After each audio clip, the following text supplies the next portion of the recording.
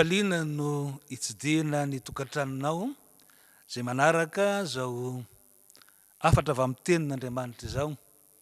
Ho anao zay malala an'Andriamanitra sy ny ankonanao ane, ny fahasoavana sy ny fiadanana avy amin'Andriamanitra ray sy Jesosy Kristy Tompontsika. Amen. Ny tenin'Andriamanitra zay akantsika ny Hafatra amintsika amin'izao Alahady 20 Avril 2024 izao. Dia zay hita ao amin'ny Ohabolana 12 ka ny andininy fahaenina zay mivaky toy izao amin'ny anaran'ny Tompo.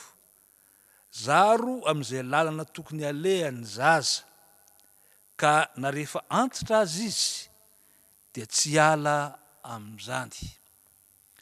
Ny dikateny iombonana eto Madagasikara dia nandika zany amin'izany, manao hoe vao manomboka fiainana dia omeo fizarana tsara ny zaza, fa na rehefa antitra azy izy dia tsy hiala amin'izany.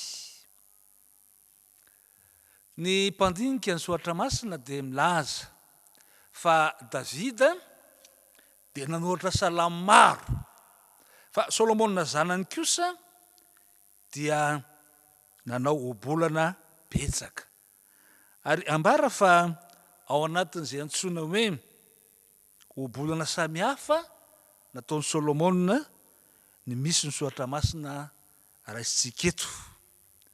Zay raha ambara tsotra dia mampirisika ny olona matahotra an'Andriamanitra, zany hoe zay efa manana ny finoana sy vonona ny akatoa misitrom-pan'Andriamanitra mba hitarika ny zaza ho amin'ny lalan'ny fahendrena sy ny marina, ka ahatonga zany ho fiainany na dia antitra azy izy. Zany moa no voalaza ny dikateny DIEM teo hoe vao manomboka fiainana dia omeo fizarana tsara ny zaza, ka na rehefa antitra azy izy dia tsy hiala amin'izany mihitsy. Raha ny ohabolana na ny boky ny ohabolana ny jerena dia roa ihany no lalana fanabeazana ny ankizy ary tokony halehany. Dia ny voalohany lalan'ny fahendrena sy ny marina, ary ny faharoa lalan'ny hadalana sy ny ratsy fanahy. Ary ny lalan'ny fahendrena sy ny marina no hamporisihana, ary zany ihany no lala tokana azahoan'ny zaza mitombo ao anatin'ny fahalalana ny tsara dia Andriamanitra, ka azahoan'ny fiainana na mandrakantitra azy izy. Inona moa no lalan'ny fahendrena sy ny marina? Ny boky ny ohabolana dia raha milaza sy miresaka ny fahendrena dia milaza ny amin'ny fanahy masina zany.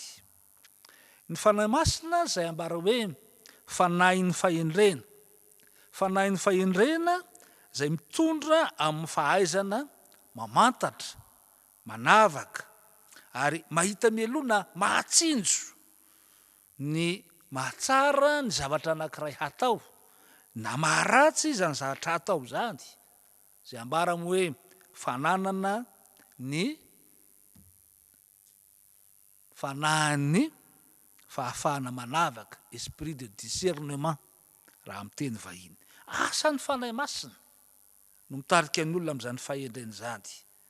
Ka ny lalan'ny fahendrena dia mitondra ny olona anaiky ho tarihin'ny fanahy masina amin'izay atao rehetra. Zany hoe olony mivavaka, olony fifandraisana amin'Andriamanitra, ka manana fiombonana sy firaisam-piainana amin'Andriamanitra mandrakariva. Ary zany no lambara hoe lalan'ny fahendrena fanekena ho tarehan'ny fanamasina amin'izay rehetra atao ka ananana fiombonana sy firaisam-piainana amin'Andriamanitra mandrakariva. Ka raha vao manomboka amin'ny fiainan'ny olona na ny zaza na ny ankizy arak'izay fitsokajiana ny fivoaram-piainan'ny olombelona dia tarihana omena fizarana na avela iaina sy anana traikefa sady amin'izay atao hoe ho tia vavaka. Zaza zay zarina ho tia vavaka, ho tia fifandraisan'Andriamanitra, ahay iresaka amin'Andriamanitra zay rainy rahateo ary ambara aminy fa afaka miaino azy amahandriamanitra ny olona rehetra. Dia ao anatiny zany ny zaza na ny ankizy.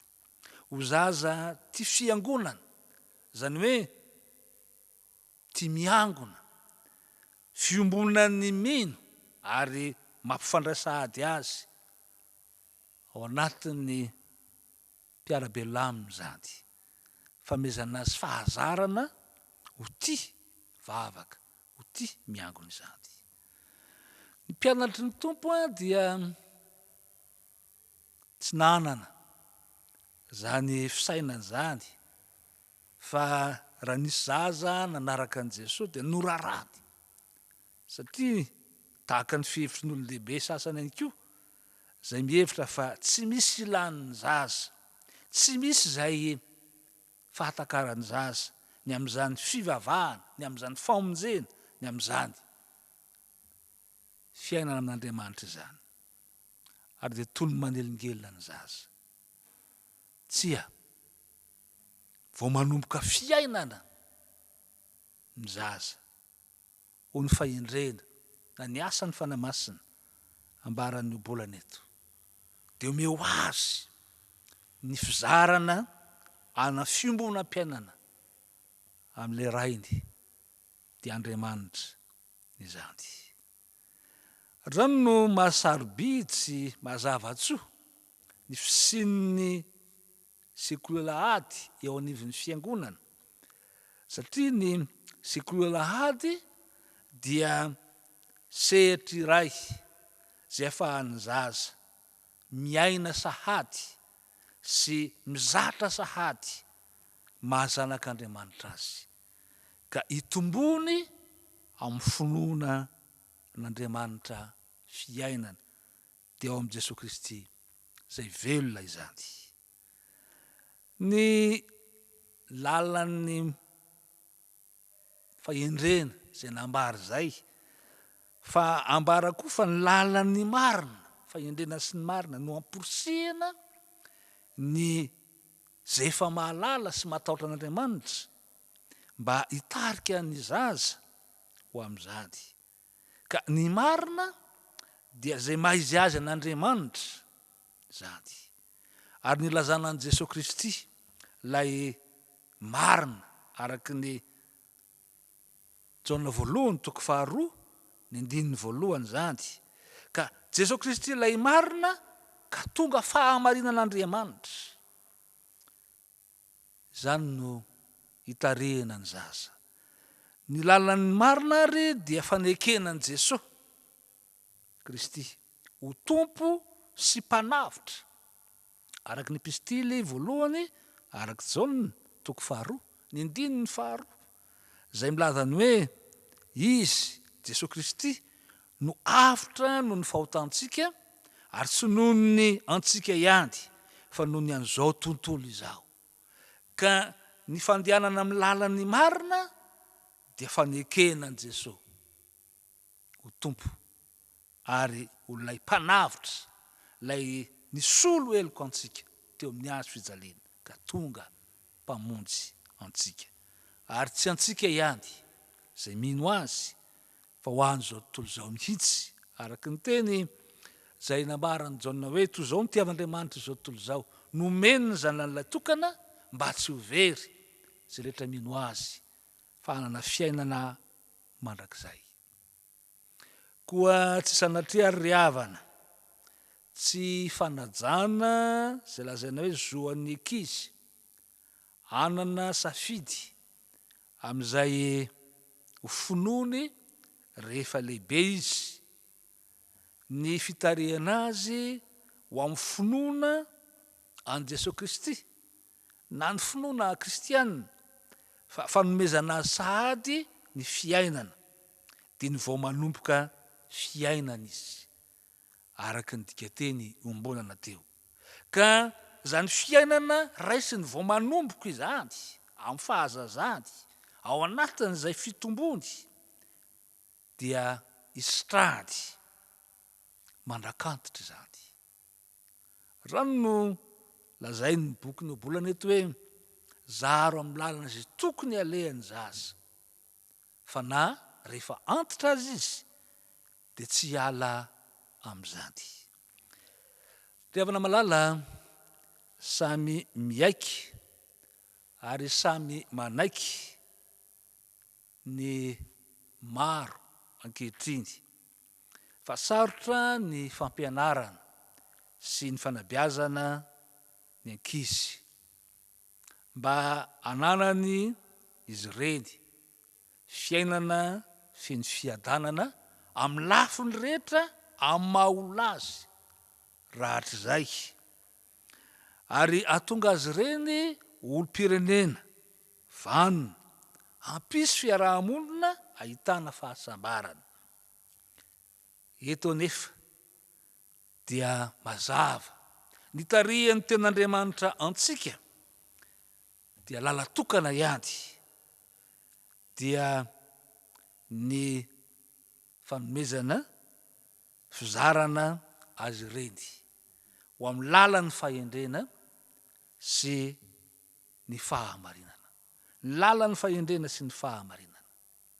Fa rehefa mitoetra sy mahana zany fiainana zany raha vao manomboka fiainana izy ao anatin'ny fahazazany dia anana fanetretena sy fahatahorana an'Andriamanitra ka anana rena sy voninahitra ary fiainana arak'izay hita eo amin'ity Ohabolana toko 12:1 ity.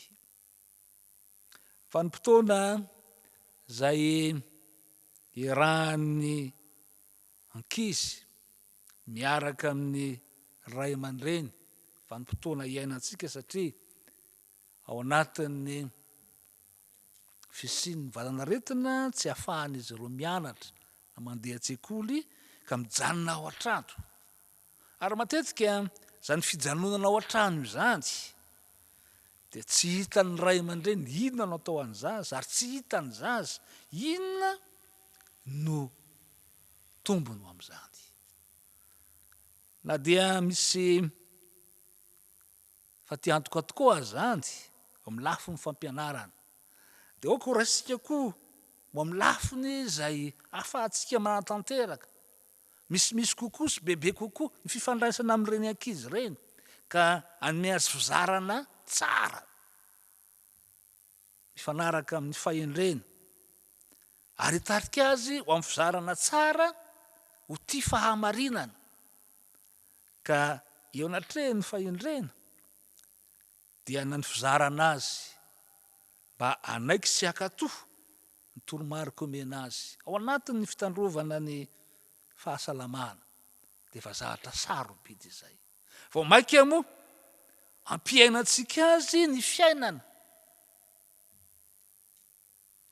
amin'ny fiombonana amin'Andriamanitra na ny maha-kristianina antsika ara-tsorona amin'ny ray aman-dreny mba hatsapahana izy ireo fa zany fiainana ao amin'ny finoana an' Jesosy Kristy ho tompo sy mpanavitra izany no antoko no avy manontolo na eo amin'izao tontolo izao na eo amin'ny lafiny koa rahatr'izay amin'ny fiainam-panahdy. Raiso sy ataovy ho amin'izay fanomezana avy amin'Andriamanitra aza ny zavatra mitranga ka alaviro azy ireny ny lalan'ny fahadalana sy ny ratsy fanahy zay ambareto zay lazaina moa fa tsilo sy fandrika no amin'ny alehany zany lalany ratsy fanahy sy ny fahadalana na ny maditra izany ka alaviro na ataovy tsy ho taratra na ho hitakory amin'izy ireo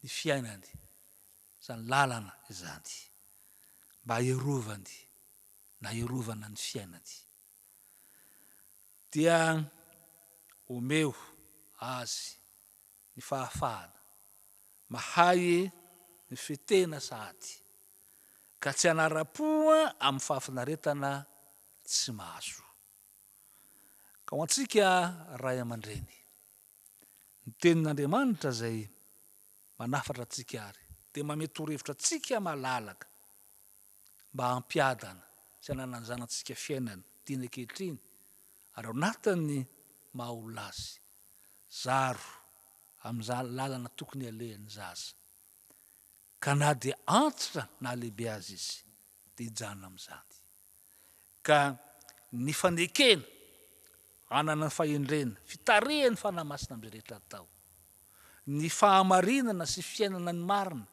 amin'ny finoana an'i Jesosy Kristy ilay tompo sy mpanavitra zany no atao viaina ny zanakao ny zanantsika izay iombonana mba ahatanteraka ny voninahitr'Andriamanitra ary ahafahantsika mahana fifaliana araka ny teny Jaona hoe apôstôly tsy mahana fifaliana mihoatra no zao aho dia nandrenesako fa mandeha amin'ny fahamarinana ny zanako. Andriamanitra ary ampahery antsika ray aman-dreny hitombotsika amin'ny fahendrena ihany koa sy ny marina mba ahafahantsika mampita fiainana ho an'ny taranaka mifandimby amin'ny finoantsika an' Jesosy Kristy ilay fiainana dia hana fifaliana isika satria mandeha amin'ny fahamarinana ny zanantsika. Amen.